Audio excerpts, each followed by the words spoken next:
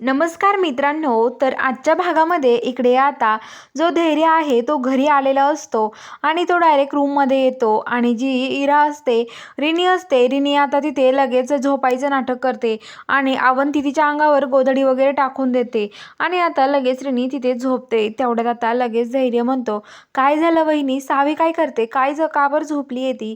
तर आता अवंती खोटं बोलते, म्हणते की अहो धैर्य भाऊजी, तुम्हाला माहिती आहे का, अहो तिला खूप थंडी वाजते, तिला खूप थंडी वाजून आली होती, त्याच्यामुळे मग तिच्या अंगावर आम्ही हे आरगन ते टाकून दिलं आहे, तिला आराम करू द्या धैर्य भाऊजी, असं म्हणत असते. तर आता लगेच ते म्हणतात की धैर्य म्हणतो की काय, अहो आराम करायची काय गरज आहे, कशाला उगाच एवढं तुम्ही तिच्या अंगावर टाकलंय, खूप आजारी आहे का ती, डॉक्टरांना बोलवतो मी, थांबा.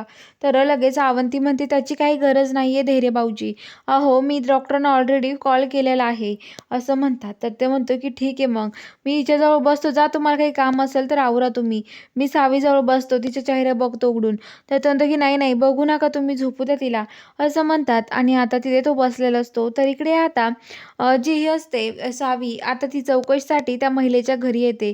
ती महिला तिला खरं सांगते. ती महिला म्हणते की हे बघा, तुम्हाला माहिती आहे का, आता लगेच सावी त्यांना आता सगळे खोल प्रश्न विचारते आणि ती महिला आता बाहेर जाऊन लगेच त्यांना फोन लावते, दामिनी मॅडमला, त्यांना इकडे तिच्या नवऱ्याला, आणि म्हणते की हे बघा, तुम्हाला माहिती आहे का, इथं पोलीस आले घरी चौकशीसाठी, काय करायचं आता, असं म्हणतात. तर आता लगेच ते म्हणतात पोलीस असे कसं काय येऊ शकतात घरी, आणि तो माणूस लगेच दामिनीला कॉल करतो. दामिनी म्हणते की आता काय करायचं, पोलीस का चौकशीला गेले असेल बरं, मी तर पोलिसांना सांगितलं होतं, आणि ही महिला कुठे राहते कुणालाच माहीत नव्हतं, फक्त आपल्याला माहिती होतं, आणि मग हे सगळं कसं कळालं, असं म्हणत असतात.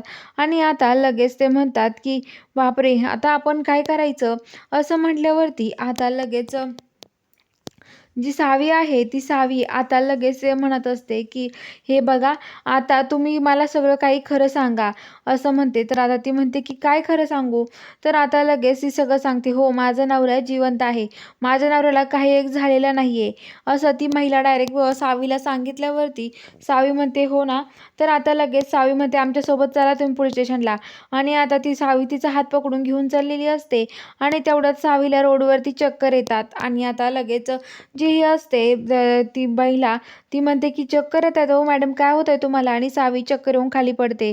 तर इकडे आता जे दामिनी ते आहे, दामिनीला कळून चुकतं की ही सगळं करणारी ही एक महिलाच आहे, ही महिला नक्की कोण आहे ना हे शोधायला हवं, असं दामिनी मॅडम इकडे म्हणत असतात. त्या म्हणतात की कोण असेल ही महिला, असं त्या विचार करत असतात. तर चला बघूया आता पुढील भागात नक्की आता काय ट्विस्ट असणार आहे, बघायला चॅनलला सबस्क्राईब करा.